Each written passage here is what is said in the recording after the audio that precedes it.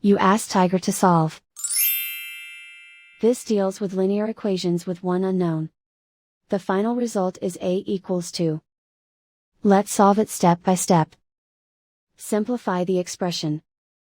Group like terms. Simplify the arithmetic.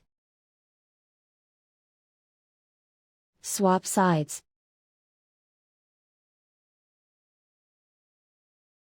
Group all constants on the right side of the equation. Subtract 3 from both sides. Simplify the arithmetic.